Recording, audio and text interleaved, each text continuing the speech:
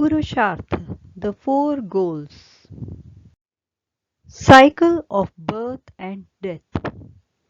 Purush, human being, is ensnared in the never-ending circle of birth and death. Sri Shankaracharya has postulated that the ultimate purpose of a human being's birth is to reach the eternal blissful state. Human birth is crucial to seek and fulfill this goal due to the available unique abilities of free will and an upright spine. Purushartha. When human birth takes place, the four goals come into being. Artha, wealth, which is economic in nature. Kama, desire, social in nature. Dharma, righteousness, which is moral in nature. Moksha, liberation, which is spiritual in nature.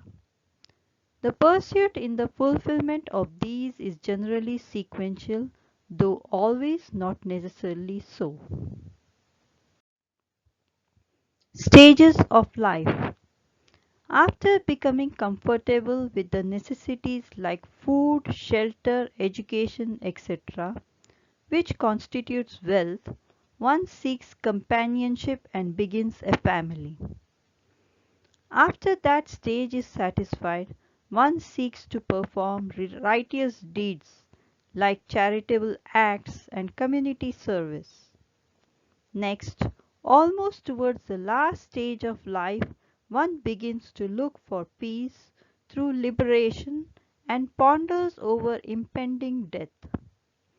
These stages often coincide with the four ashrams of life though exceptions exist.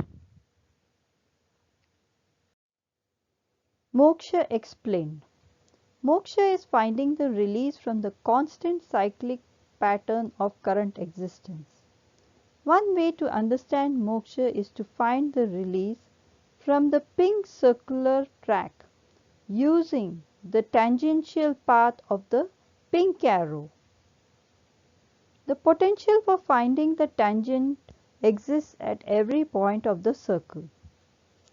But the downside of this is that there is a high probability of getting into the new orbit of the blue circle after exiting the pink circle.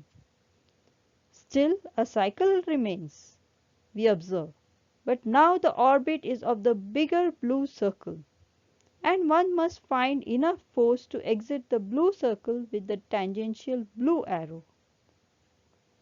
This must continue till the circle encompasses the entire universe. To comprehend this and expand is difficult and takes a lot more time. Over and above all, to maintain the sustained determination with the amount of effort involved to escape the circle of birth and death using the tangential path becomes untenable. Increasing size of circle.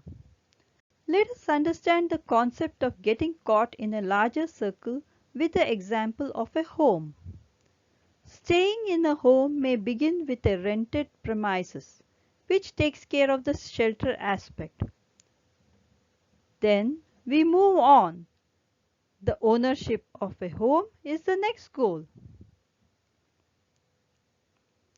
Next, the ownership of a bigger home, and so on. The cyclic nature continues, just with an increasing size of the circle. Focus inwards.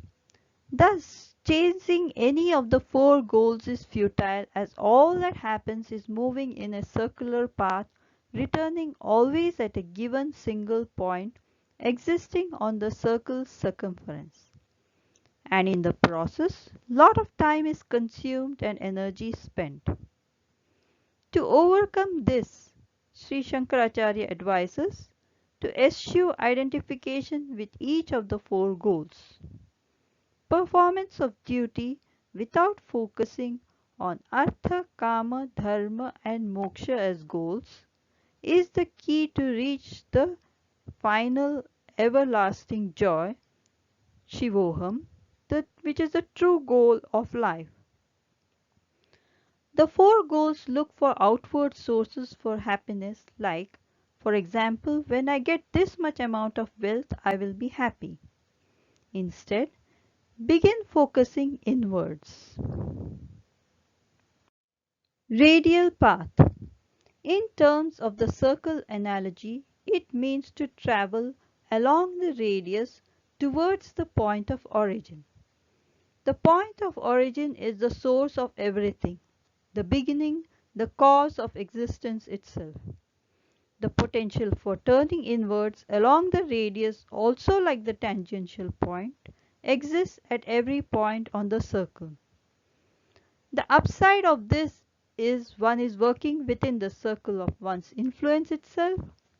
The distance, radius of the circle, to be travelled is well within the grasp of all, unlike liberating along the path of an infinite tangent to a circle, with always a chance of getting caught up in the orbit of a larger circle.